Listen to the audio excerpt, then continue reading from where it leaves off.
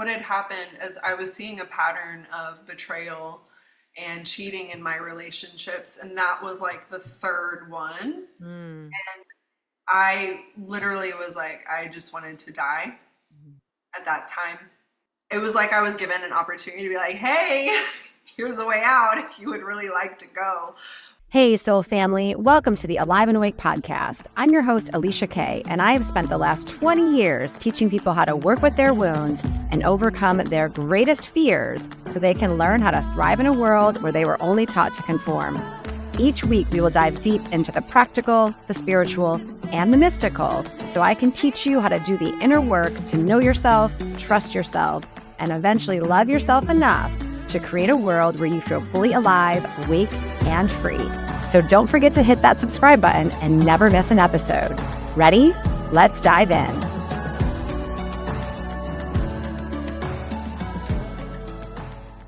Hey everyone, thanks for tuning into another episode. I am here with Angela Wetzel, who is a trauma-informed relationship coach. And she really speaks to me because we have the same language, we love to serve the same people, and her and I connected through a conscious community called Fit for Service, where we really dove into a full year of doing the deep, hard fucking shit to alchemize our pain and to really step fully into our purpose, which is exactly why I decided to create this podcast and to bring on some guests to help you understand how to do that deeper work and get to know yourself and really be curious about what's coming up in you so that you can evolve into the aligned being that your soul created you to be. So thank you so much for being here, Angela. I can't wait to dive in and just see what comes up. But I'm really curious to kind of how you got into working with attachment and wounds and codependency and what got you on your path to be of service. It's such a long story and it's very meandering. Okay.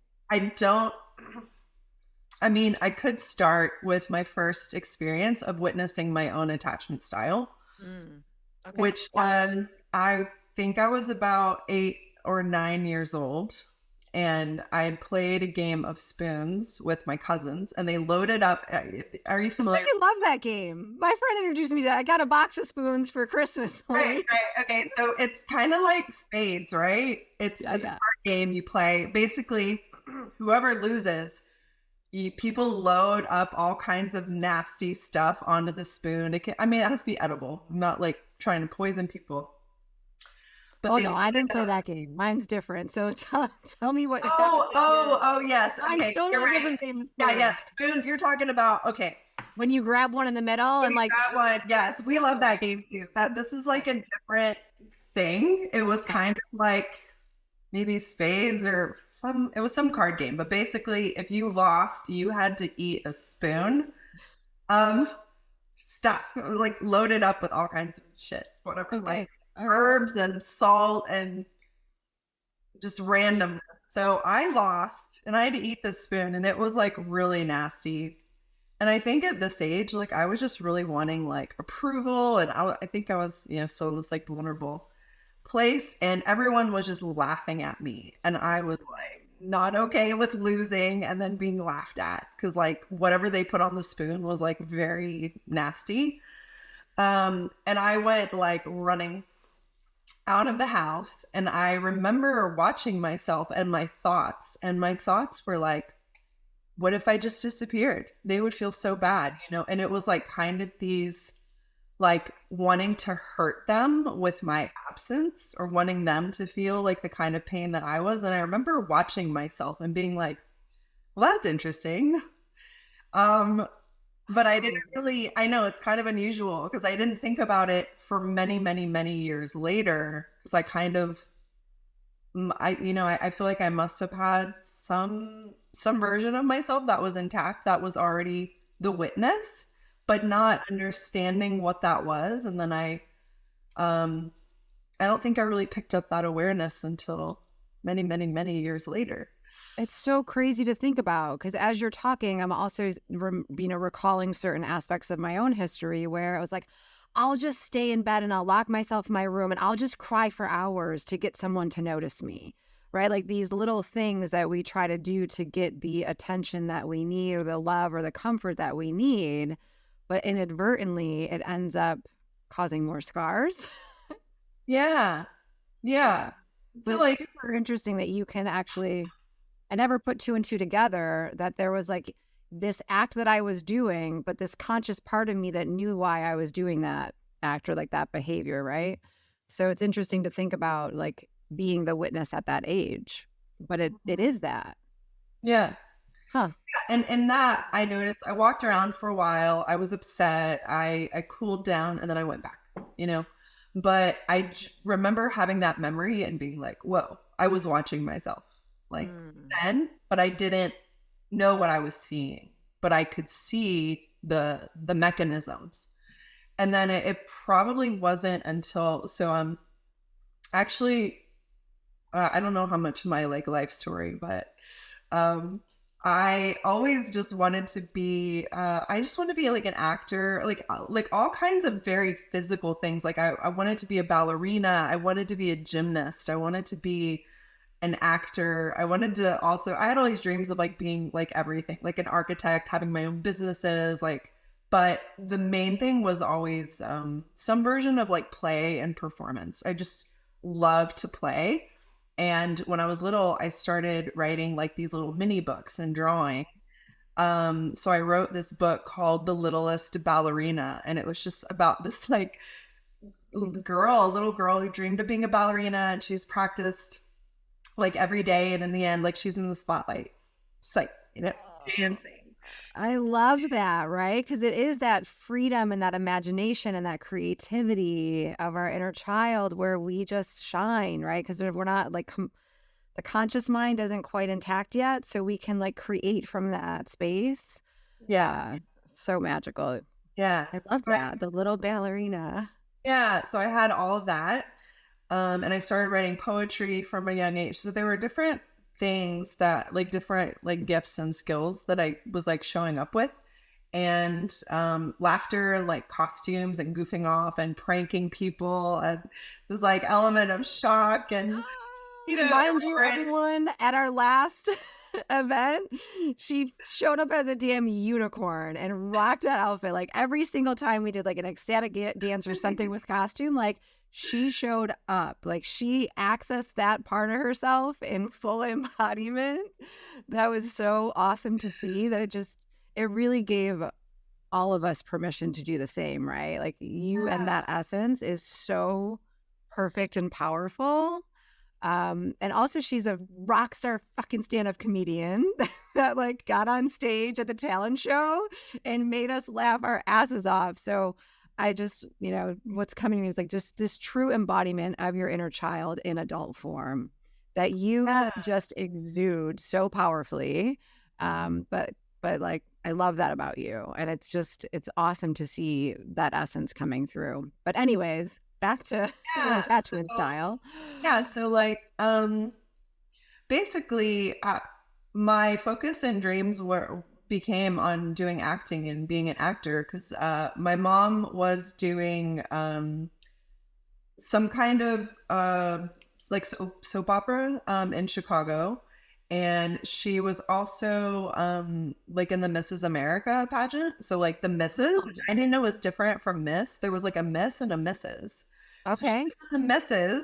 I had to do some digging to be like, what was that? So Anyway, cool. so like my mother, I think was very inspiring to me in a lot of ways. But of course, like it created, challenges too in the family. But um, we had gone to an audition for this like murder mystery called Who Done It in Houston, and I was a part of auditions for the first time, and I was like, oh my god, like I got to do like I just fell in love with theater, and from then on, like I was just theater and doing. We had drama tournaments like in our middle school and high school, so like I would study prose and like memorize comedic and dramatic monologues. And I actually realized I excelled at both extremes of like the depth and then the comedy. So that was something I could see like early on. And then but as time and as trauma and things sort, life happens. And also not realizing a lot of the things that I had already suffered as a very young child, and the impact that they would start to have later on. Maybe we'll get into that. So I remember having a conversation with my dad, and I told him, like, I want to be an actor. And he's like, get a real job.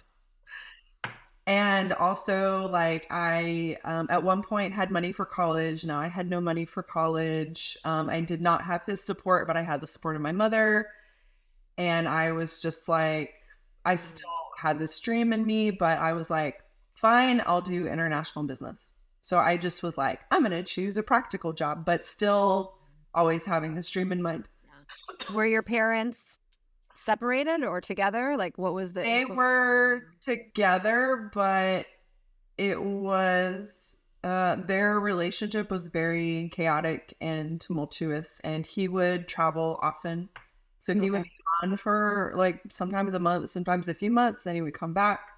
When he came back, there was always this little tap dance thing that happened where my mom would say, well, you have to clean the house, and it has to look like a showcase showdown. If anyone knows that reference, sold.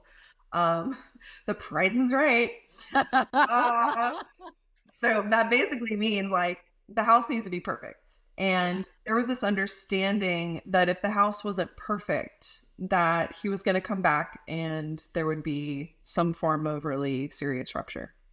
But then we started to realize through patterning that it didn't matter at all what we did or not, because inevitably there would be a really big blowout of some sort. And it really had nothing to do with the thing. It didn't matter what it was.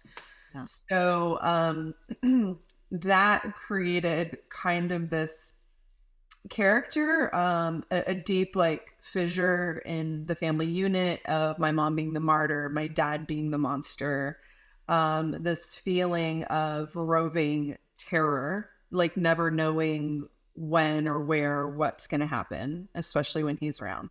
But when he was gone, it always felt pretty safe for the most part. And then, of course, my like stronger individuation years, like when I turned 14, some of the, I would say, like enmeshed patterns that had began with my mother and I started, like I started to fight for individuation, and that was a really bumpy time.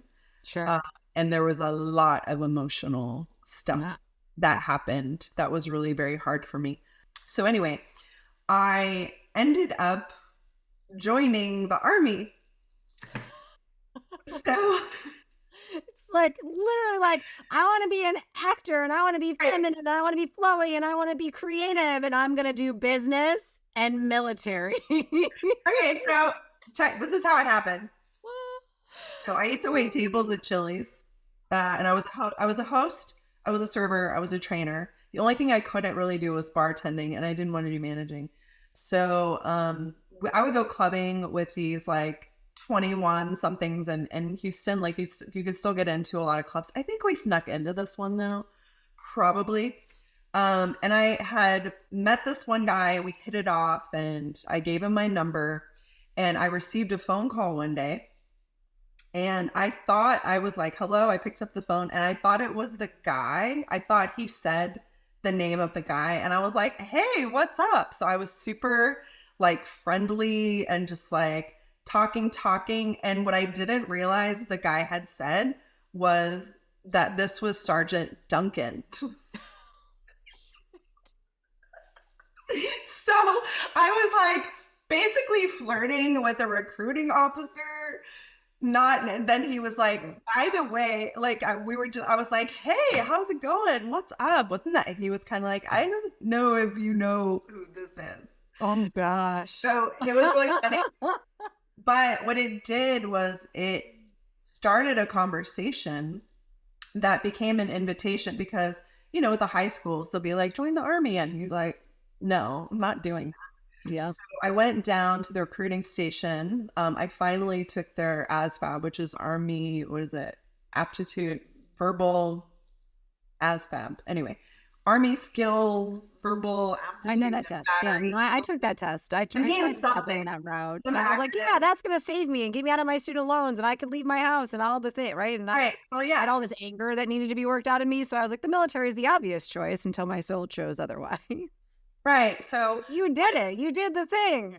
I did the thing. And to everyone's shock, including mine, Um, and it was because I went down to the station, I took the test, I scored really high, not perfect because I'm not great at like 3D object. Like if you give me a two-dimensional printout of like objects and say how far is this, I'm like I don't know. I Yeah.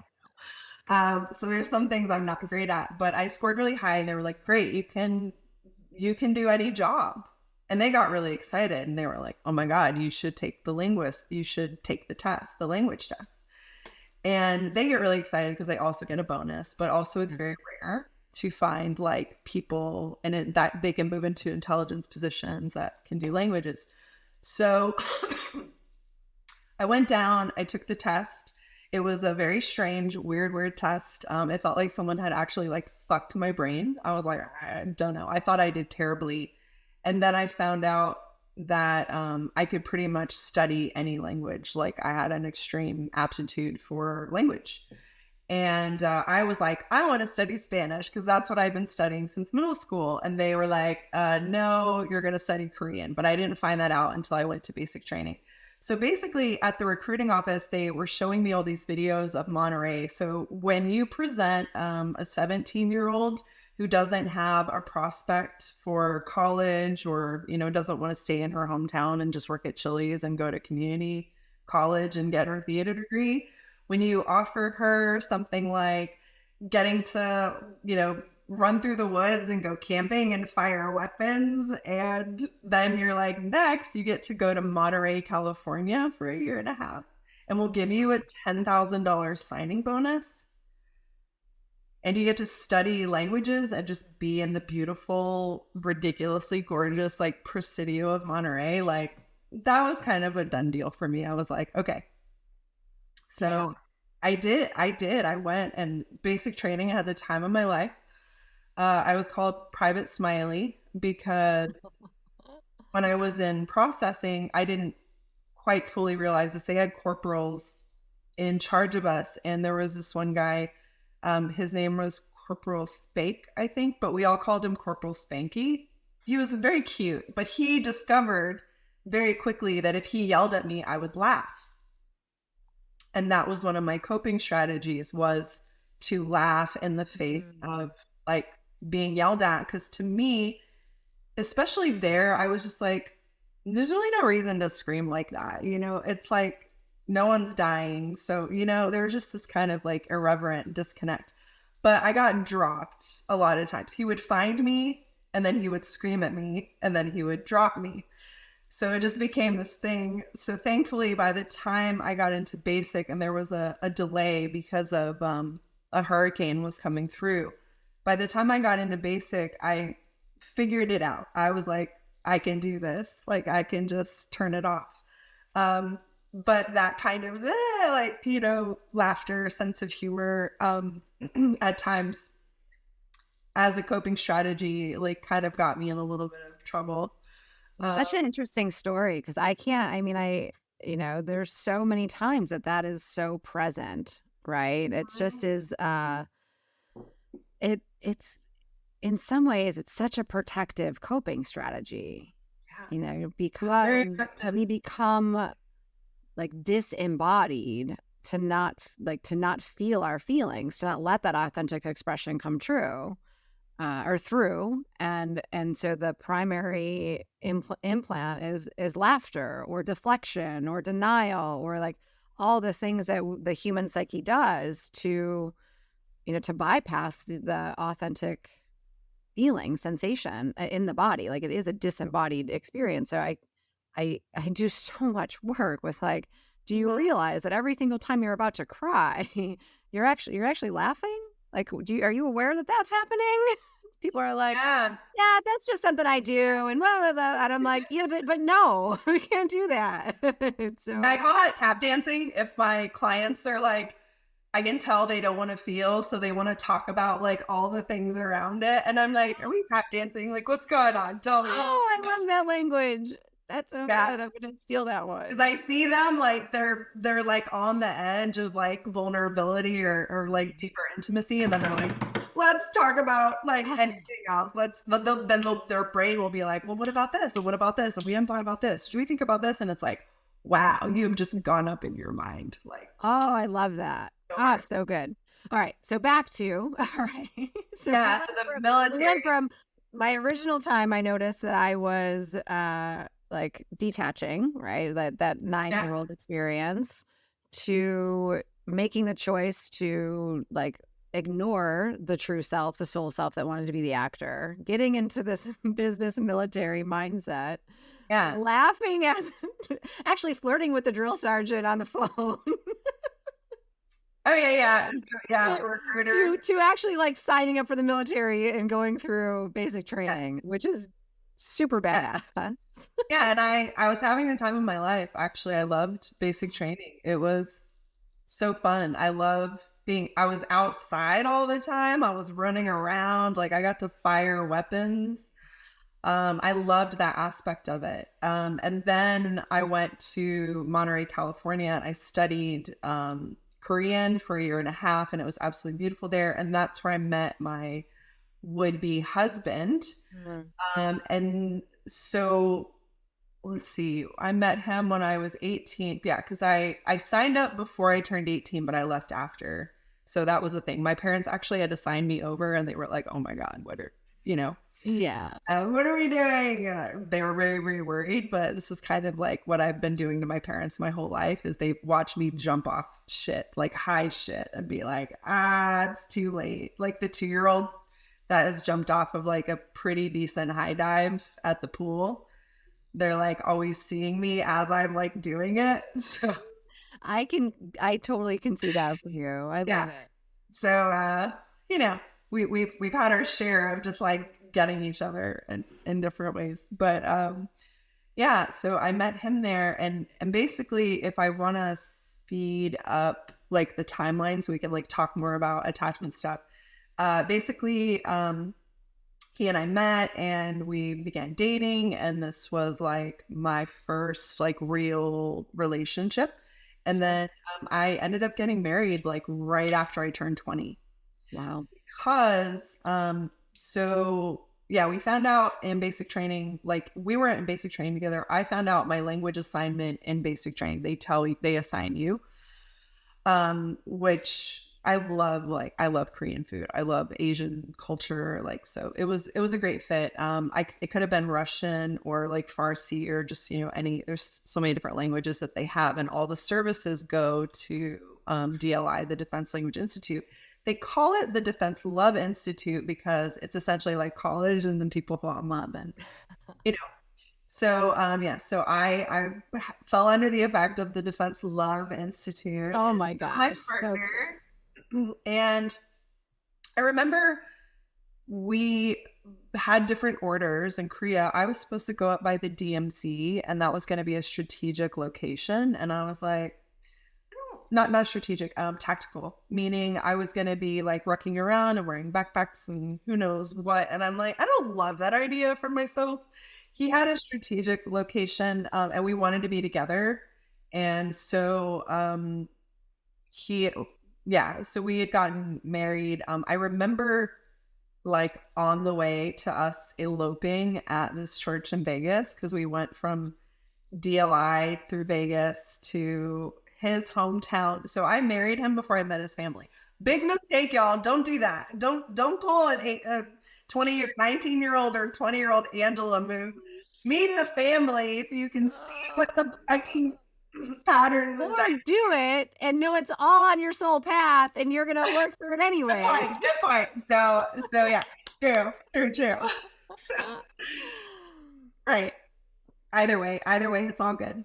But That's great. Hell yeah. I Oh my remember goodness. like literally getting cold feet of being like, like the sinking feeling. Mm. And I do think there was a part of me that's like, don't fucking do this. But it just was, it's all good. I really can't say that I would like take it back because of all, where my life has ended up and my journey. But so I met his family after that, and I was like, holy shit. Oh boy. Can Wow. you just like take a moment to honor your bravery? Like that takes some guts, by the way, to walk in and be like, by the way, we're married. Oh I'm yeah, Angela. it upset our family. So Whew. they wanted to be there. My mom was like, "Oh, you could have told us." And I'm like, "Well, we kind of needed this. Like if it hadn't been for the military, I don't know that we would have married so fast. But it was so there was so much incentive, and at that point we're like, we want to be together. We don't want to end this yet. Um I believe it should have ended shortly thereafter, but we dragged it out. So anyway, we did have the ceremony after in Houston, which is like a full party. It was very nice. That was full of drama and stuff, thanks to my mother and his mother and to all the dysfunctional family dynamics. That's a whole other story we could talk about later. Oh, all the things, All right? the things. Yeah. So we ended up in Korea. And what started happening was I started to realize that his grandmother passed away right before we left to go to Korea because we had another training that we actually had to do before we leave. So we had another 6 months before we left. She was essentially incredibly financially codependent and like kind of bankrolling the family in a way that I did not realize. Mm. And it wasn't until she had passed and we had gotten to Korea that the whole family then turned to him and they were like, Oh shoot. yeah, pretty much all of them. They were conditioned this way. And I could see it. I knew what enabling was. I don't know exactly how I knew. And then of course I was like starting to take college lessons, and I went into like psychology was definitely one of my first things. And anyway, so I started seeing it.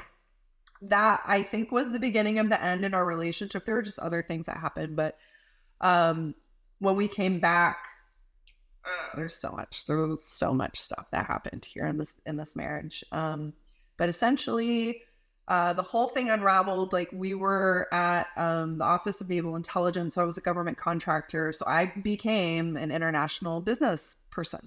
Yeah. I was traveling all around. I love that aspect of it. I was actually offered like a management position to kind of handle to work in all these different Asian countries. So at what I was like 20, 26, 27, maybe I was being offered this position. And I was just like, my marriage was ending, everything was falling apart. And I was just like, I'm walking away I'm going to leave all of it.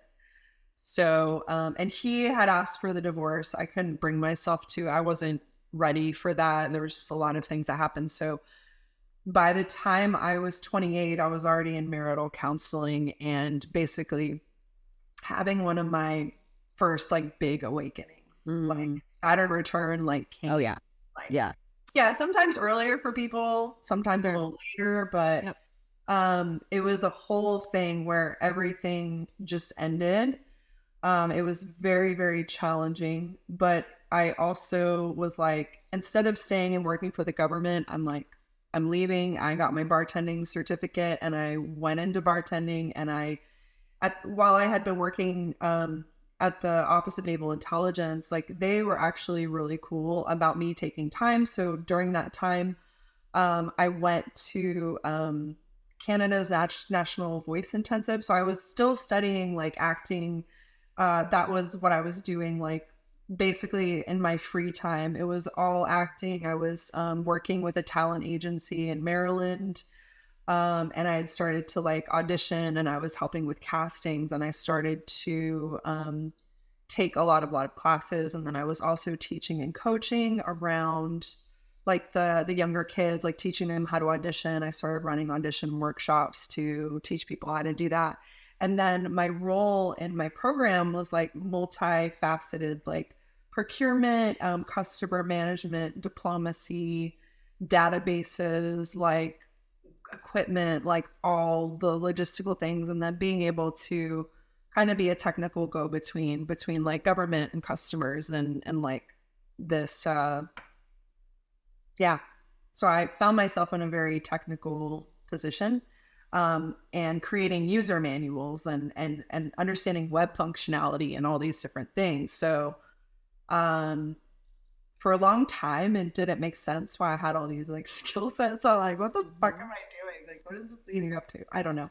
But I did end up after, yeah. So when I got my bartending certification, I became a bartender. I got into fine dining. I was doing small professional theater and then professional theater. I was super close to like breaking into that and like the DC scene. And then I got Lyme's disease. I was doing like sketch comedy. I had a like a new partner, a rebound relationship that actually was really healing for me because he was so playful and he's still a really dear friend of mine. So we did that's when I started doing stand-up comedy with him. We would do stand-up Oh, and I love it. all kinds of stuff. And so Yeah. it was a really Like, fun, beautiful time. I just love how I always say, like, you can't screw up this life. Like, right? Like everything that you go through and every like job that Yeah, you have and a relationship you have and all of the things like are a conglomerate of the skills and the things that you need yeah. to really get you to do what you came here to It's do. all So, being used. It's right. all It's being used, but totally it's like being used. I could not see that even until like I had pieces of it. It's like going Sure. through, I think, well, like I had pieces of it, but the thing that I was really getting wrong, I think for me, and I think what a lot of us is that we're all here on like an individual journey. Like it's really not Yes. supposed to affect anyone else's. And so it's so common for people, for me especially, I was just like, well, I want to be an actor, so I'm going to go this path. And it's like, I don't know if it's Jung or Campbell. It might have been Jung that said, if you find yourself on like a path that looks familiar, like get off it. It's not yours. Like that's not where you're meant to go. It's so true, but I also love the unfolding of the process that I've been now conditioned to to trust, right? Because Yeah, it's yeah, yeah, almost as if we knew it, it wouldn't mean as much now, right? Like we have to go through all of that yeah, in order to find the true self, to understand the self, right? But so many people, and I think, I also fell, I don't want to say a victim to it because I don't like that language, but I fell into the trap of trying to do life like everybody else, only to come back to I'm not supposed to be like anybody else, right? It sounds like you also went yeah, through yeah, your own journey with that. yeah. And then so I got Lyme's disease, and that really launched that really sped up the timeline because I was like, well, I could die. Who knows? And this was like when this was I'm trying to think that like there was this whole controversy that was going on around Lyme where they were again, it was like polarized around health, which I found to be very fascinating. I was like, what's going on here? Like, how come some people are saying it's a thing? Some people are saying chronic Lyme isn't a thing. Like all of the misinformation, like it was very weird, weird time to see all that and to be like, wait, what's going on? How come why is a disease being politicized? I don't understand. Because I was seeing the polarity already and being like, I don't get it. People Yeah. just need help. People are asking for help. They don't know what's going on. So, Yes. And I've uh, had a lot of clients that were literally made to feel like they were crazy or like they were yeah, lying or like it's yeah, so they had to literally like search for doctors that would like identify this as a disease, identify it as the truth. It's so mm, it's heartbreaking to yeah, just I'm like thinking of three people in my head right now that had to go through that gamut. So I can't even imagine what that was like yeah. being for you. Like what the Well, hell? at the time, so the what had happened is I was seeing a pattern of betrayal and cheating in my relationships, and that was like the third one. Mm. I literally was like, I just wanted to die at that time. And it was like I was given an opportunity to be like, hey, here's a way out if you would really like to go. But I was like in such deep suffering. And I was, at the time, I was like doing the artist way. And like, I was really feeling like I was doing what I love to do. Um, The book, you were working through the book. yeah, I was doing like the Yeah. artist way. Like, I was such an artist during that time. Was blogging and creating, and I felt so happy and so free. And but the pain of these wounds and the like attachment stuff, like my how I learned to bond. There was self abandonment, and there were things in my blind spot I couldn't see, and that those relationships were really big initiations for me, because while I had all of this passion and curiosity and I had all these gifts, these were the things that were taking me down, Yeah, of course. like hard. And so I was like, what the fuck? You know, it was like, felt like I was being so derailed. And so anyway, so this partner, he and I were a little off and on. We did get back together. He ended up injuring his knee, so we ended up in New York. I was still very sick with Lyme. I ended up staying with him and his parents for a bit, but I had moved to New York. I made the decision to join him up there. And then I knew, like, my goal always was to go to study theater and studio in a like a reputable studio, and then do improv. That was just like the thing. I was just like, this is what I want. And I was like, it's either Chicago, Northwestern, and like Second City, because my big dream was always to do SNL. Like, I just wanted to Oh fuck God, I can around. so see you on there. I just wanted to like write jokes, like write sketches, like just Oh, fuck around and be like that, write parody songs like Lonely Island, and just like rap and just all that. It was just like that was like the dream. Um, so I ended up auditioning for NYU, and I got in. wow. And so it was hugely exciting. And then it was in that studio. So I felt like, man, I was like living my dream. I was like, this is everything I've ever wanted. It was such a fun time. But what was also happening is, through that study and through working with the brilliant teachers that were there, um, they were reflecting to me. I was starting to see my trauma. Like, I couldn't not see it. And so one of the first things was my script analysis teacher. I think that was a class. There were three of us that had done a scene from Chekhov, The Three Sisters. And this is like serious triage, like fire had run through the village, burn victims everywhere. And like, and mind you, I'm older going into college now. And some of the people thought I was a pathological liar because they didn't know how old I was. They were like, oh, Arnie, oh, Office of Naval Intelligence. Like, oh, And then they were like, oh, shit, we didn't know how old you were. It was really funny. But I performed this scene, like our teacher kind of like ripped us a new asshole. She was like, what the hell? And she just said to me, she was like, Angela, she's like, you are one of the most sensitive, empathic, compassionate actors I've ever met.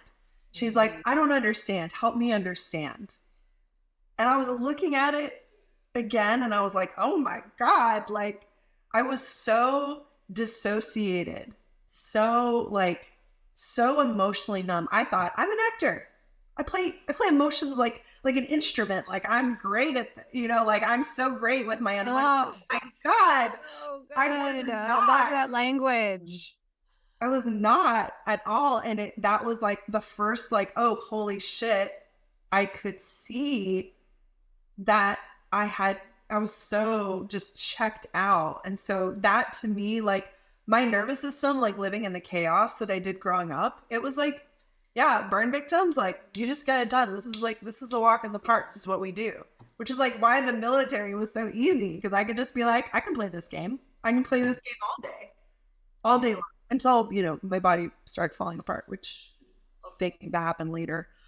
But yeah, so it was me starting to get up close insights into the trauma that was there, and starting to observe myself more and more like the way that I did when I was younger, but starting to ask a lot more questions. Yeah. Why was I sitting in the corner by myself a lot, you Right. know, and secluding myself? Like why? Um, and then there were at least two other things that had happened, and all of it was pointing to these bigger blind spots of just unhealed stuff. Yeah. So One, real quick for the listeners, the way yeah, that like I identify trauma, and you certainly can, I would love to hear how you do as well, but it's not exactly the things that we are taught to believe as trauma in the media, like rape, severe physical abuse, like yeah, all that, like right, life threatening situations, right? right, Trauma really is what happens inside of us that stays stuck inside of us based on what is happening outside of us, right? So it's the felt experience that gets stored in the nervous system that doesn't get digested and processed through, that mm, causes us to disconnect from the body, disconnect from the present moment, and disconnect from the true self. So yeah, it's not, there's so many people like, I don't think I went through trauma. It's like, no, actually you did, because those feelings and those sensations are still stuck inside of you, and you're so disconnected from them that you're not even aware that that's what's going on. right, yeah. And the challenging thing is like for me growing up, I can point to different things that I was doing. I could see behaviors, and like there's so many details. But I'm gonna try to like keep us on track a little bit. But something that it can be confusing for people. It's like I've had, 3 meals a day. I was clothed. I had a decent house, and it's like this picture from the outside of what we think stability or what is healthy. But if you actually get into and address what is going on emotionally, like in that house, Yeah. and the problem is like we swim in these environments from when we're so young that we just don't know that it's different unless we go and see other people and how their families live. But so often, because of that energetic and emotional resonance, they say birds of a feather. It's like your friends that you're also interacting with, like you may also find that they have similar traumatic backgrounds, and it's all different, but it's still pointing to the same things. So, Yeah. yeah. Absolutely. Or there's also, in my case, because my environment was so chaotic and so tumultuous and, very disrupted all the time on a daily basis. When I started going into the environments that were actually normal and not chaotic and were loving and kind and sound, I felt so broken, right? Like I was like, there's something wrong with me that I don't have that. So the comparison stuff started to happen where Right. I started to shapeshift and change my personality and change who I was to appear completely normal to people on the outside, where it would be to the point of like they didn't even understand what I went through because I hid it so well. Like my personality adapted into I'm going to do anything so nobody knows how fucked up and unworthy I am. Right. Like, so I think there's different ways. Like, for you, that was your story, but there's also the story of like the part that wants to pretend, right? But there is what I think you're talking about, or what I talk to my clients about, is like it's ego syntonic, meaning like it's in sync with what you know and what your nervous system can resonate to. So it doesn't feel like there's anything wrong because everyone's going through that, Right. right? So you get essentially like conditioned to the chaos and think that that is the normal state of being, right? That's what is the subconscious resonance of what is true for you, which is why people continue to get into relationships where there's a lot of chaos or a lot of drama or repeated trauma, because that's what they know. Yeah, I just remember thinking like, oh, everyone's family has stuff like this, and then I started to realize like, no, they don't. No, they don't. They don't. Um, Yeah.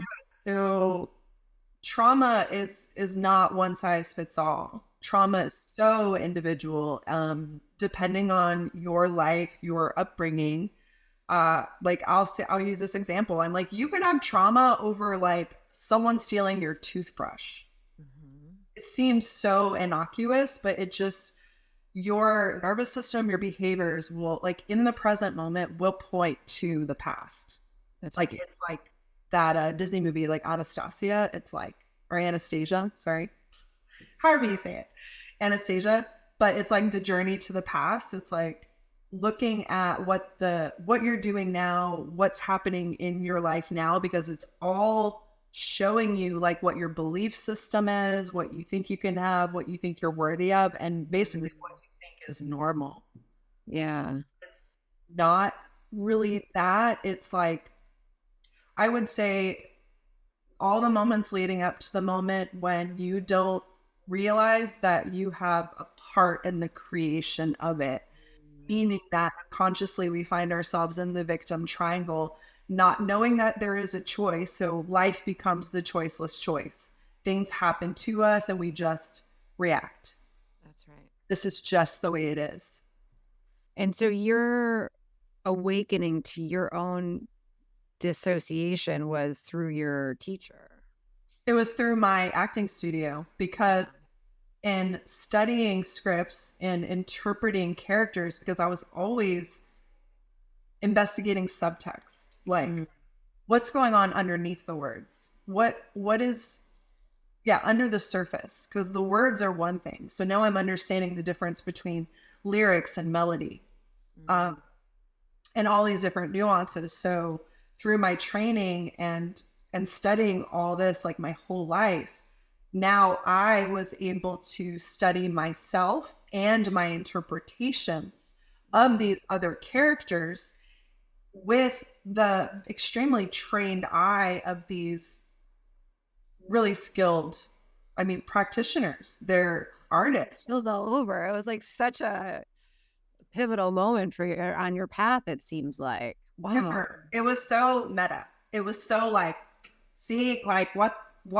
the fuck is going on? And so there were two other really big things. One was I did a scene from well no, there were a lot, but these stand out. Orange Flower Water was doing a scene where I was leaving a marriage, and my scene partner in our run of it, he actually took my suitcase and like threw it. Mm. And I froze. Ooh. And then I went into fawn. Okay. Mm. So for Just people, so those that don't know what fawn is, it's now not just fight, flight, or freeze as a trauma response. It's fawn.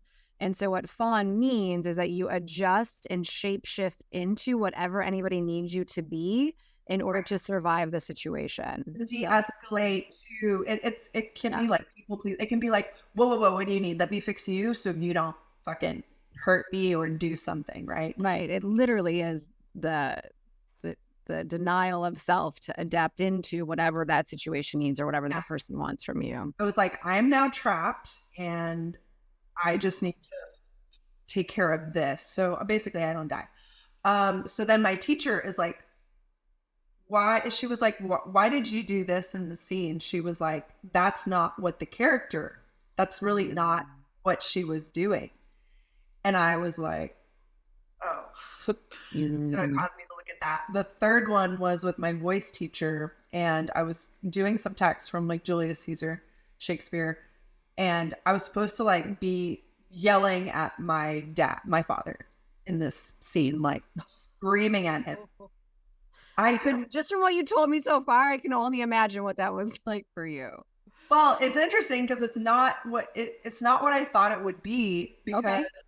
when I was trying to engage with it, I could not find my anger. Mm.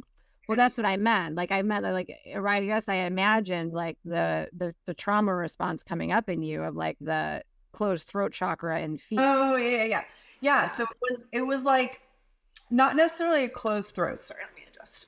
It wasn't the closed throat. It was more like I can't find this anger. Like, I can't Mm. find it anywhere. And I'm like, why? What is going on? Because I didn't have issues and other things. So my teacher, Katie Bull, she's amazing. She sits down next to me and she's like, do you mind if I ask you some like personal questions? I'm like, sure, I have an open book. She was just like, did either of your parents like struggle with alcoholism? Mm. I'm like, no, not that I know of. Gambling, addiction, shopaholic. She goes through a whole list. And I'm like, no, no, no. And then she says rageaholic. And I'm like, that sounds like my dad. Yeah. So she recommended The Drama of the Gifted Child by Alice Miller. And that was like the thing. Oh, So goosebumps all over. Oh my gosh. Like what a powerful, right. I guess intersect into awareness for you. Right. Yeah.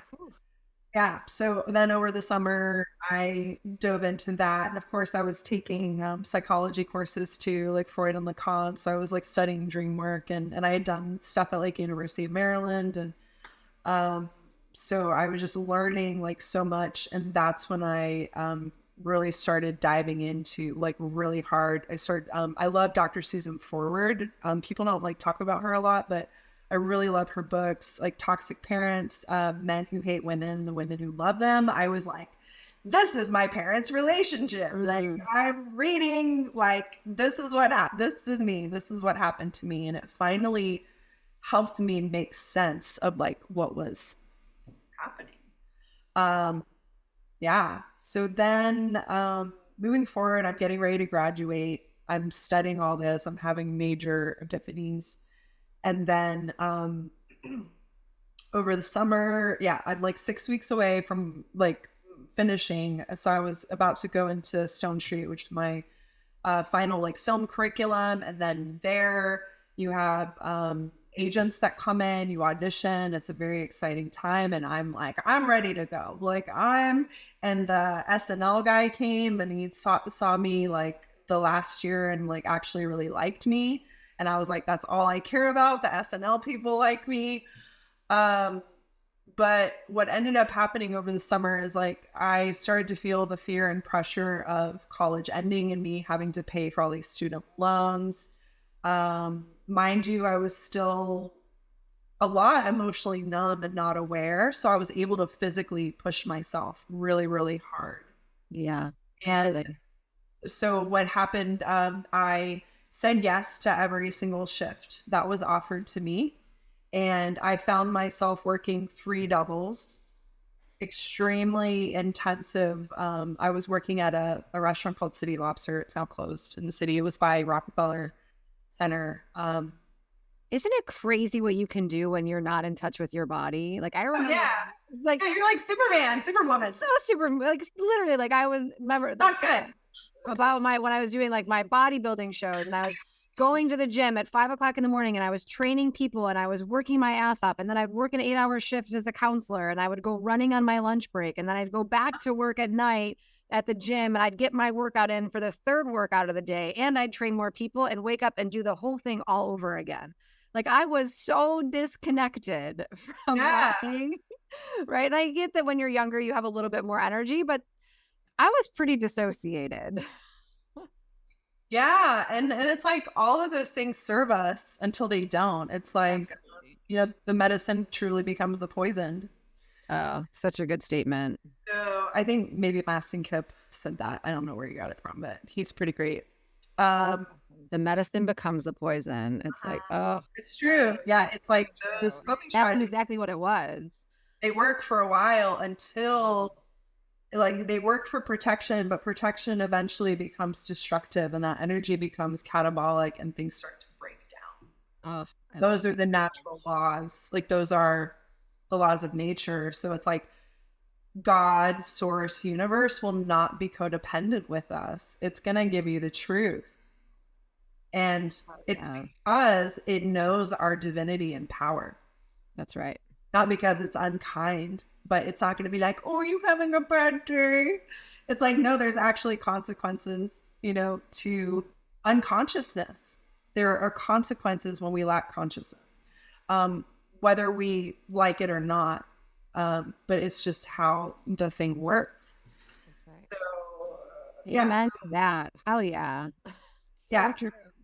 So then at the And end of even that, it always does lead, it does lead to some type of an awakening, right? The yeah, destruction of all of that. I mean, I right, totally it'll agree. wake you up. It'll wake you up. But also, there was this really great meme that I saw where it's like source, and it was like this person standing on a cliff, and it was like about to flick them off, and it was like also source, and it's like So it's also true. it's also gonna catch you. Ah. So, and Oh, like the thing that's so hard in all of that is when we're disconnected, we think that we're alone, but we're not. right. Like we're never alone. We're really not. So there was a lot going on basically, but I had a really toxic roommate. This whole situation was coming to a head. So much here to unpack, but basically that night I was walking home from work and I saw this squiggle in my line of sight and I thought it was my contact. So I was moving it and I'm like, that's weird. It was warped. So if I read something, it was like the letters. It was just like on the upper side. And I'm like, oh. And I was like, maybe I'm stressed out. I'm gonna go to sleep. I wake up at like 2 in the morning. My roommate was like a medical student. She was boiling eggs for like 20 minutes. So the temperature reached over 100 degrees, like in the loft. And I'm dying. I'm like, what the fuck? Anyway, she and I get into this huge argument. And it was on the tail of other arguments. And I was just like, this is not good. And we had already spoke about her moving out if there was another one. So I was like, by the way, we've had another one and this is since another one. So you will be moving out like we discussed. And she like totally went off on me, was chasing me around. I like was in the bathroom and then I was like, you know what? I was like, if you do not back away, lower your voice and leave me alone, I will be calling the police. And she was just like, oh my God. And there was like a moment of like a pattern interrupt there. The next day, I had a shift scheduled and I called the VA hospital and I'm like, hey, I think something's going on with my vision because it was still there. They were like, come in right away. And I went to work a lunch shift. Wow. And then I Oh, of went in. course. And then I went in. But so there was just like all this stuff around that time where I was, yeah, like the things were shifting around, like even with my relationship with my mom and receiving help and moving, I think, from some victimization paradigms into being able to actually receive help because I was so like vulnerable, like the most vulnerable I had ever been. And to have that eye surgery, uh, and to be an actor and for my instrument, like post surgery, like my eye was swelling out of its socket, like it was Oh gosh. and like dead looking, and that like it was crazy. It was wild. It was so like existential. And after that, something like just all kinds of stuff started happening. I started to realize, so I have a phrase that when we're just like our soul, like acts like great crystals. So our souls are like these beautiful, amazing, like crystals, pure and multifaceted and brilliant. And then we get all this trauma and it's like dirt and shit. It's just like caked all around it. But what I was doing for the longest time is I was like smoothing it out. I was polishing it. And I started shellacking it. I'm shellacking this turd, putting glitter on it, a little potpourri. Woo-hoo. Affirmations, manifestation, Oh Gabby God, it's Bernstein, so like true. all the things. I'm just like decorating. I'm like bedazzling this, egg. What do they call those? Like Fabergé. I had like a Fabergé like turd. Here we are. We're on this Fabergé turd. So I was, I'd had one life and that dissolved and I created this whole new life. And I'm like, all right, world, here I come. I'm going to do sketch, do SNL, I'm going to do all the things. However, I had never addressed all the stuff. And again, source will not be codependent with us. So you still got to go through. And so the retinal detachment, nearly going blind, was such a huge awakening that it started to me to see like, oh my God, I've been numb And sometimes it was taking me 2 weeks to understand really what I was feeling. So I was also saying yes to things that I didn't know. My boundaries were really sloppy, Mhm. very codependent. I had a bunch of very weird roommate situations. Like I was sued, all the things, like went through bankruptcy, went through foreclosure, lines, retinal. So All just the craziness, right? a heavy sleeper, I would say. Heavy sleeper. Wow. So what does it mean? What is like I love this language, but for the listeners, what does it mean source will not be codependent with us? Like how do you explain that to your Yeah. client? Thank you. It's okay. So, what is codependence? Codependence is, I call it co-protective. Mm. It's kind of like I'm weak and vulnerable in this place. So, if I don't call your bluff over here, you won't call mine, and we won't need to step into our power. Mm. So, take it easy on me. It's like a Got it. way that we hide in each other. It's like, so the person who's the alcoholic, if we have an enabler over here, they get to continue being in that destructive pattern. And this Mm. person is making the phone calls. Oh, they're sick today. They're cleaning up the vomit. They're making Mm. sure that person never has to deal with the consequences. And so now they're trapped in this pattern of the enabler gets to feel needed. They get to have someone rely on them. Of course, it comes with a lot of heavy baggage, but that alcoholic never has their come to Jesus moment that they actually need to rise up and become the person that they need to be in order to have generative relationships, to actually create in the world, to live their part, to have abundance, to be a real like dharma artist, as Eric would say. um Eric Otzi.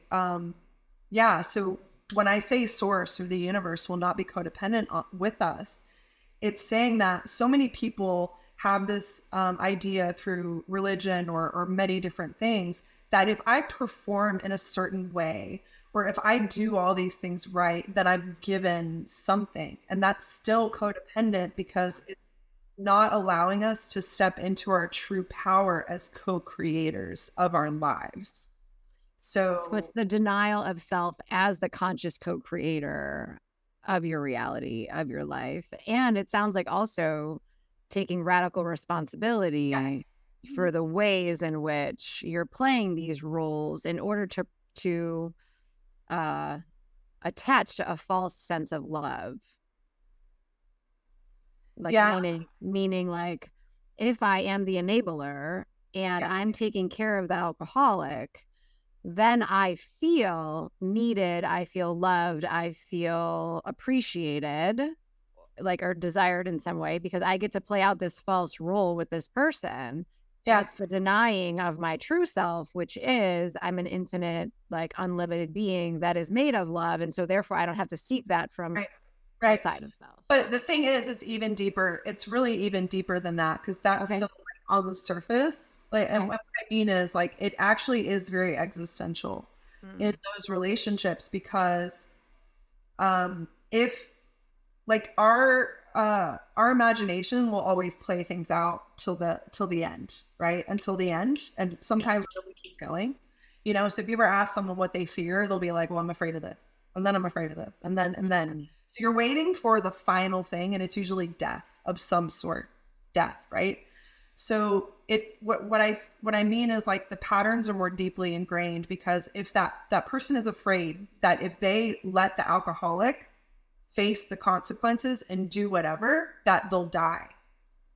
And the truth is that Like a part of them dies, right? Like the a part of them dies, but also if they're an addict to the nth degree, that they will go out and drive a car, gotcha. whatever. There are real consequences to that level of unconsciousness, that coping strategy and living life from that coping strategy. There are consequences, meaning that you exit the planet. Mm. So it's not always just for love. It's like it's to keep that person from dying. And usually because that's those patterns are ingrained from childhood. If that person is to die, then you die. Interesting. because your parent, like, No, it is yes, like it. I can see the codependency and literally like I'm dependent on you for my survival. yes. So it's like we can talk about it on a more surfacey level of you need me, I love you, and I'm protecting you from losing your job, which then, on a certain level, that maybe is like financial existence, financial Yeah. safety. But if you go down the layers, why these patterns are so challenging to work with is because you actually truly face an existential crisis, Yeah. truly, life or death. Yeah. So when people are like, oh, why do I keep dating these types? It's like, because there is a part of you that this is life or death. And until you start to understand your own divinity, like, and these conversations get a little, out there, but it kind of helps to make sense of why these things could be so challenging or deeply ingrained, because it really is at the end life or death to these parts that are unawakened or that lack consciousness. And then I think our goal in this lifetime obviously is full self-expression, is to Mhm. give back, is to live a full life, is to create gardens for people to walk in and love. And I don't just mean that literally, but in all the ways. But if you think about it from the soul perspective, if the soul is knocking and they're like, hey, this way, and you're just like hit the snooze button, or you keep drinking, or you're in these patterns, God will not be codependent with you. At some point, there will be consequences. And that is that this human is no longer viable. And that's how we're able to have the existence, period. So it's pretty, it's like we're talking about awakening, and awakening meaning the difference between choosing life or choosing death.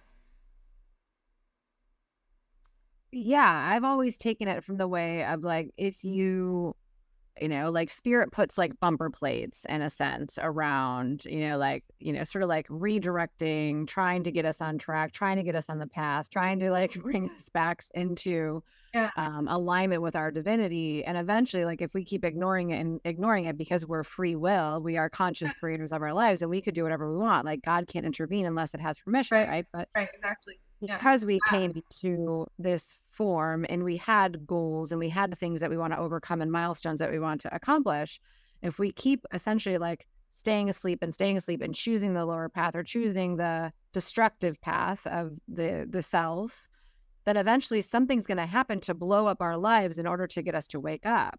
And sometimes, yes, that consequence could be Right. death, like But literal but or it's not psychological. right. But and I love that you said that, because it is. It's like this is the free will zone, and it, like, source cannot intervene when we will not really allow it. And sometimes, there are miracles and things that happen, but at some point, it's like it's not to punish a person, or it's not, it's never that. It's just, it's just that there are natural consequences, or things that, or maybe agreements that were even made, before um, coming here, where it's like, hey, if it gets to this point, like, maybe pull me out of there. Yeah, and I like to think of it that way, right? And the Peter Crone quote of like, life will always give you circumstances and situations to show you where you're not free. And if Yeah. you're not looking at how you are living with, in the Bible, they say like false gods, right? Like alcohol or this relationship or money or my body image or whatever that we're worshiping as a god, it ultimately has to get stripped away. And you have to be like put in a position to face that within yourself if you choose to do that work to face it, right? If not, Right. things get really, really dark, like really dark Really internally. dark. Yeah. And it is, I think, that other energy that wants to like infiltrate, that essentially wants us to miss our mark or miss our purpose or not fulfill our destiny, that keeps us in the wounding of like this slave 3D matrix that we're all like playing a role in, right? Like we have forgotten that we are divine conscious beings and co-creating life. Like we are not, well, I don't want to say we're lied to, we're misguided. And so I'm curious to know, like, um, we're not out of time. We have plenty of time, but I want to know, like, what was that? Was it a pivotal moment for you, or was it like a series of things that you finally just started to get it? It was a series, like, so for me, it was like awakening after awakening. So it was waking Mm. up more and more and more. Um, So what? Like, what does awakening mean to you? Because I know what that means, but the listeners yeah, might not to me, exactly know it what means that means. like seeing like the behaviors and patterns that I'm like actively in, and Mm. noticing how I'm creating things, and then giving myself a choice, like actually utilizing free will for the first time, because we cannot actually use our free will until we have consciousness. Oh, it's so good. I remember the pivotal moment where like it was like almost like a snapshot where it was almost like my soul came online and gave me this information and I was like, "Oh, you mean I'm causing this to happen to me?" Like I remember it was a pivotal moment where I was still searching for love in a relationship or a man or outside of myself, and this guy was going to take me on a date, and I thought I could trust him because I knew him from college and we were friends in college and he would never hurt me. He would never use me, right? The shit we tell ourselves. And I remember he completely blew me off and didn't take me on the date, but he still called me in the middle of the night to come over. And I went over. Like I said yes. And I spent the night with him. And that morning on the ride home, I felt like the biggest piece of shit. Like I was like, why did I do that? Like I started to question the reason behind why I was doing things. And then I was writing some stuff down and journaling about it that morning. And it was almost like this introject came, and it wasn't like a conscious thing. It was like a felt sense of all of this awareness around, like, well, duh, dummy, just stop doing this to yourself then, right? Like, if you don't want to feel this way about yourself, don't put yourself in those positions. But I never even knew until that moment that I had a conscious choice to Mhm. like say Right, no or to set boundaries or to not do the thing that was causing me the pain. Like, I right. wasn't aware of that until that morning. So I had that kind of like opened me up to start thinking like, oh, and I could see it was almost like this connection timeline point of like all the ways in which I was hurting myself by the things I was engaging in and choosing to do. Yeah. Like, so it was very, it was interesting. And that's kind of how I felt like, yeah, of course there's something bigger out there that is like there has to be, in my opinion, like a readiness or a willingness in the human self to be open to receiving that information, like at that time. Like it probably was like given to me and given to me, and I was like unconscious and ignoring it. Like it probably was. It's like, but it was something about that moment in that time where it was That like, clicked. oh, yeah, I'm just not gonna do that anymore. Yeah. Oh, got it. I don't have to do this. Sweet. Great. Oh well. It's like, oh, you mean I'm hurting myself? Like I could change that at any point? Like it's a very strange moment for me. Yeah. Um So to get to the coaching part, yeah, basically what oh no, happened. no, no. I wanted to know what was the question? Well, I you don't said and I think was I there answered. you said was there like a moment? Yeah, like was there a moment for you like that where it was like you kind of woke up where you became more conscious? I feel like there have been so many that it's been continual, but I will tell you, oh gosh, I'm trying to think. I feel like there hasn't been just one. Okay. Yeah. I mean Uh some, but that was one that like stuck in my brain. well, this might be, yeah, I'm probably getting to it. What it was, part of it, it was like that stuff in school that was coming up, and then there was a guy I was dating, and that was me realizing it was taking 2 weeks for me to know, like, this thing had happened with him, and it wasn't until 2 weeks later where I was like, oh, I didn't want to do that. Mm. There's a 2 week gap here. of awareness. Like that was pretty humbling. Like I was like, oh shit. But the other thing that happened was, I remember after the retinal thing, I had all this stuff coming up, and I started to have suicidal ideation. Mm. And I was just like, gosh, it would be nice to just like check out. I would like to just step out in front of a bus or jump out in front of a subway car. Like I just found myself fantasizing, and I'm like, whoa, wait a second. Like what is going on here? And that's also when I realized, like that's when I came up with that term. I'm like, I've been shellacking the turd with like affirmations and, positivity and happiness. And I hadn't really gone into Wow. feel then. So I went into therapy. And the weird thing is I already knew enough about codependence. And I was like, this therapist is codependent. And I was like, this is weird. So Mm. I kind of stopped going to her. And then I had gotten an email from one of my first mentors, and it just felt like it was written to me. Like it was so specific because and she said something like, the reason why you're not, what was it? The reason why you're not sure whether you want to live or not or whatever is because you've actually never made the choice to live. Oh, And this is Beth Davis. She does human design okay. and scientific hand analysis. But it was so directly to me, that I was like, I have to go to this event and see Wow. this speaker. There was all kinds of things that happened at this event. But on the tail side of that, on my way back, basically, I met somebody on a plane during a blood moon lunar eclipse. And then I started dating him, and he became a really significant part in my journey.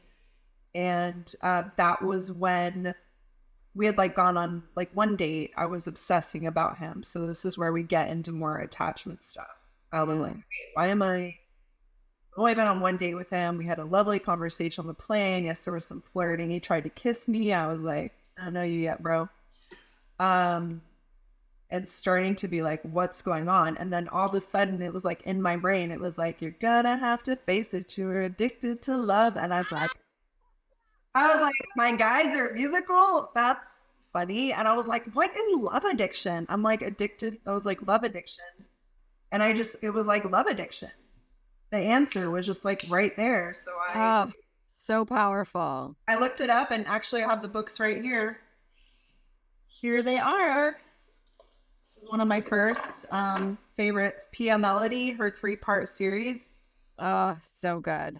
Facing love addiction, facing codependence and the intimacy factor. So I went online and I literally had like my first homework assignment, pretty much. One of my So first, powerful. first of many.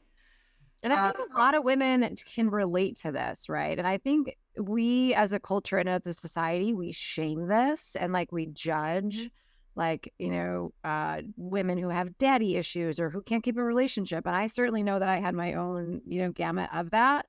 But when you really look at it from like a psychological soul level, there's so much karma that we came here to unwind and alchemize or work through that it's my opinion. And what I've adopted within myself is like, I had to go through that, right? Like I had to experience that firsthand, real time, one, in order to know how to work through it and alchemize it and overcome it so that I could teach it and I could serve. But to stop shaming like women or the individual for these patterns that are so culturally and programmed. you're just kind of like gifted with it. Like you show up and it's like, here you go. Right. It's like, Oh, oh, these are the and patterns. like if I'm not in a relationship and if I'm not married and if I'm not doing, then there's something wrong with me. Like it's so imprinted in our society that I think of course we come addicted to love, and also the mother father wounding that we certainly all carry in our bodies around. I want to feel that love from source, which Mm, was supposed to be the divine masculine in human form as father, that I yes, now seek in another to yes. provide that for me. So of course I'm addicted to that because I didn't fucking get it. I want Right. everybody to believe that I'm a divine being and I'm a conscious co-creator. I'm here for a purpose and I'm perfect. Like, that's not what Right. I got. I got a fucking Yeah. curse. There's absolutely no room for desires and nice to haves when we're still trying to get our childhood needs met. Oh, so true. It's so true. We don't have the space for creation while we're still wounded that That's right. much, while we're still necessarily narcissistic. Yeah. I would say so. Oh, I love that. We don't have the space for creation when we are still wounded, right? Like, that's it. We need to You heal can't first create in a and survival like, state, right? There's yeah, no room for creative energy. It's yeah, just not. It's not yet. gone. Not Totally yet, gone. yeah. Because we need to heal. Like there's just so much we need healing first to be able to thrive. So Yeah.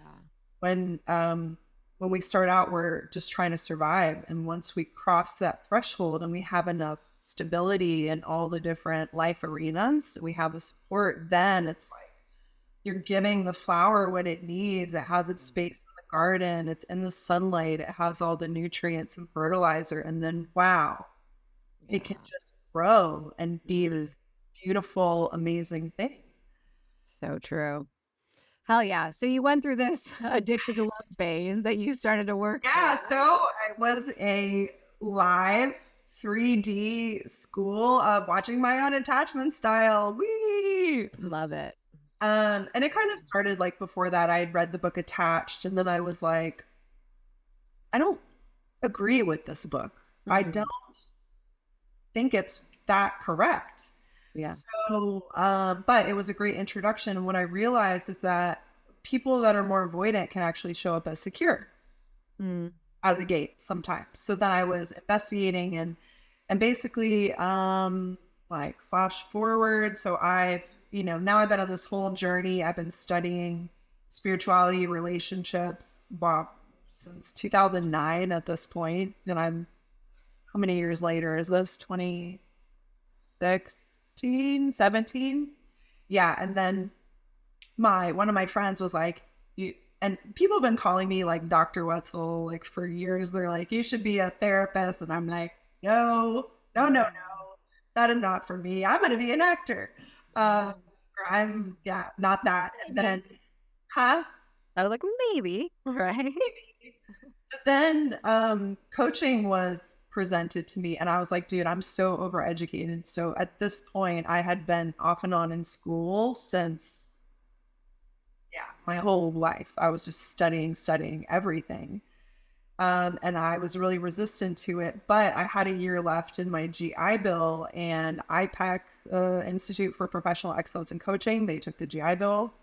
It was like a $12,000 course. It was a year. It was very intensive. It was amazing.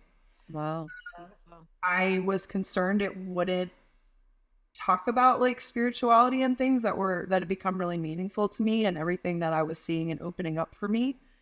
And it was like went above and beyond, delivered like amazing. Bruce Schneider, the creator of that, is very tapped in, and he does it from a business angle. He has a book called Energy Leadership, so that's what I learned and studied was energy leadership. Awesome. And then I kind of knew the relationship niche was a shoe in because I was already working all the angles. I was ranking up lots of credit card debt, doing every single ClickBank relationship, get him back, whatever program I could. So I've Mhm. probably at this point taken like hundreds of programs. And I was like even concerned about my own level of addiction to information because that's how fucking wounded I felt. Like that's Yeah. how awful that feeling of anxious attachment can feel like a free fall and you're looking for something to grab onto, but there's just nothing there. And so that relationship that I was in was very challenging. I had the good fortune of being able to do couples counseling with him. So we did EFT, but this is Dr. Sue Johnson, the Mhm. emotionally focused therapy. And so that went more into attachment. And I started working with Mass and Kip and um, going more into trauma informed work. And that opened a whole other world to me. And then yeah, I actually started coaching in 2016 though. Before I had my certifications, it was more intuitive stuff, more spiritual with my first mentor. But what I was seeing come that was coming through were basically like four avatars or four aspects of my own personality consciousness, and finding which one was actually ready to hear what I had to say. And then I found my people, and my people are they're fearful avoidance. People that have complex trauma, that have done a lot of therapy, that have a lot of awareness, that are highly intelligent, that are purpose driven, that are heart centered, that truly want to make a difference in the world. And they've been doing the work and they see it. They just don't know how to change it yet. Yeah. So Those are my people. So I work with men and women. I work with the LGBTQIA plus community. I have so much love for my queer family. I've been around them since I was a kid. From actors. Those are my people, the unicorns. well, I love But that. And I just think it's so powerful when you start to work through the fear of intimacy, like real intimacy, real vulnerability. And the work that you're doing, just it has to be so powerful. I just know it's so powerful. Because when you can really help people get in touch with that level of depth and authenticity within self, it really creates so much space for creation, Mhm. right? For safety, for a felt sense of security within the body, not here, right? Yeah.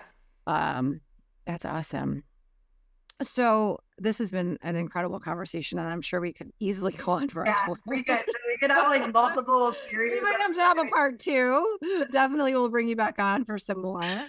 Yeah, maybe But we I could talk more about like attachment stuff and that part. But yeah, it's yeah. like what like I never planned on being a relationship coach at all. Like, I mean, I didn't plan Sure. on doing a lot of the stuff I did. But now that I'm here, like I really love what I do. I'm obviously so excited when I have my clients that get married, and like and but the thing I also want to say is like marriage isn't really even the goal, Mhm. because what excites me the most is like that inner marriage that happens between the divine masculine and feminine when my clients are able to tap into their empowered parts, and the Mhm. creations that come from that place, which include like their own happiness and joy, like their ability to like, as one of my clients told me one day, she just pulled over on the side of the road and there was a sun what is it, a sun shower, and she just danced on the side of the road. Oh, right. It's that uninhibited sense of joy, right? We have to dumb it down so much and we don't have access to it because we deny access to self, right? We in my opinion, it's like when you don't get down and dirty into your own crap, right? Have intimacy like for selves, like to get to know yourself, like you can't allow space for anyone else in. There's like a disconnection, right?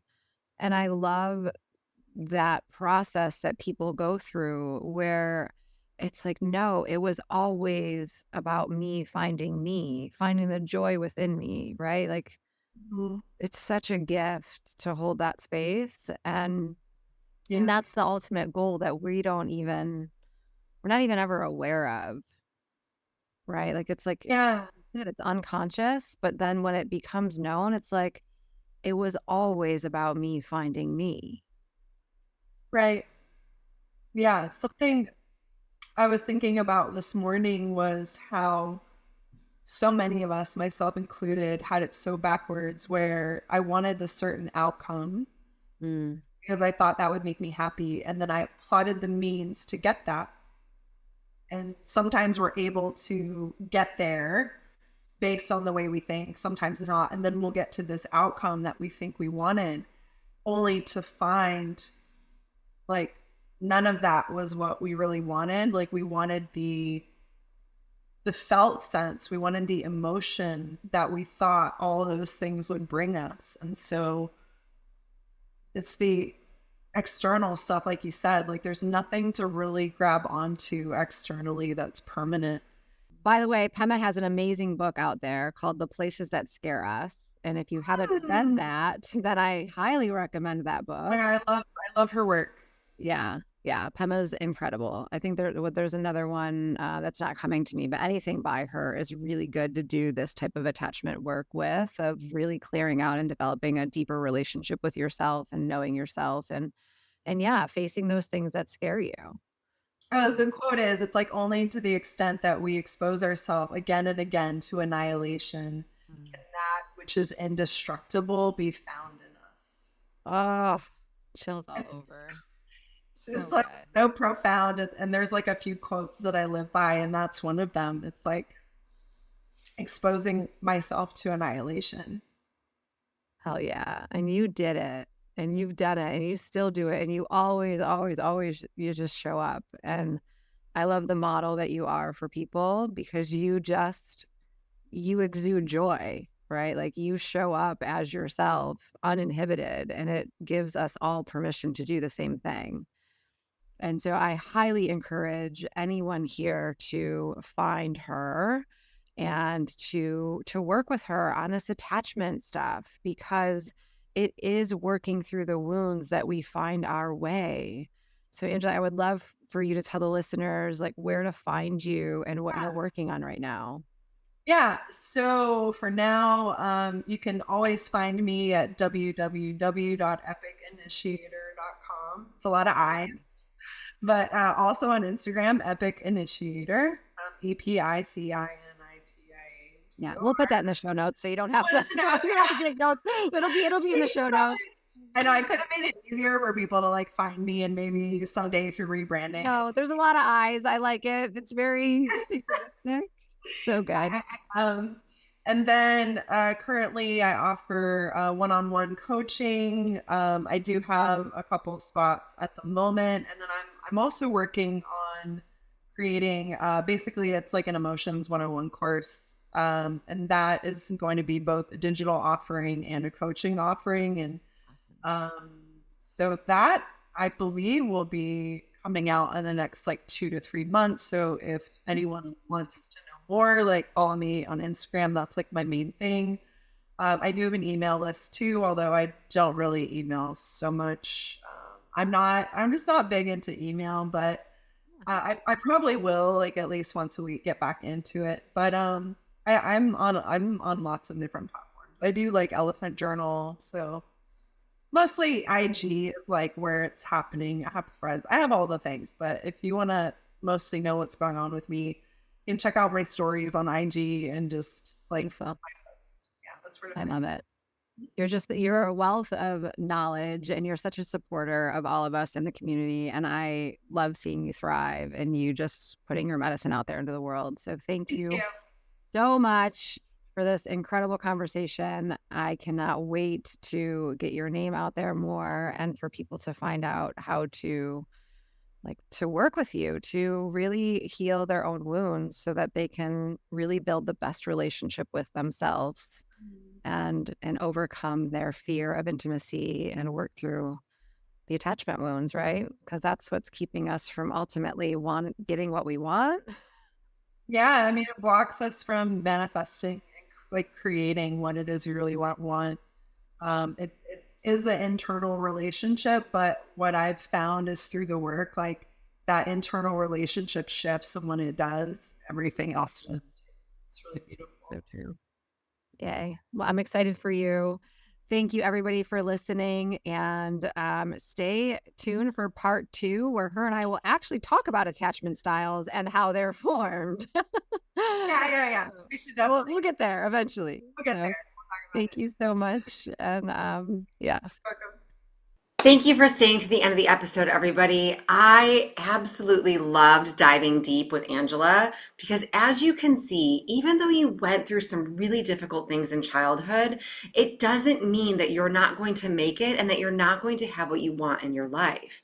Your attachment style and how you are in relationships is not a permanent thing, and you absolutely can alchemize it and overcome it if you choose to do that deeper work and you find someone who knows how to help you. And Angela is that person. So make sure that you follow her, make sure you see what she has going on. And if you choose, do that deeper work by scheduling a consult with her and hiring her one on one. She can really help you understand how to transmute and transform those inner core wounds that are no longer serving you. Because we all long for love, but until we can learn to feel safe and not protect ourselves from people, then we keep repeating these patterns that just do not serve us. She is such a joy to be around and such a joy to work with that I know that you will find exactly what you need by hiring her on as your coach or doing one of her programs that she has coming up with her online course with emotions. I know she's currently working on that and I can't wait for her to get it launched in the near future. So make sure you check out her social media for when that's available and do all the things to stay connected with her and really support yourself on your own journey. So, thank you so much again for tuning in, and I cannot wait to hear your progress. And if you feel called, like, subscribe, and leave a review so that I can get more of this information to people just like you.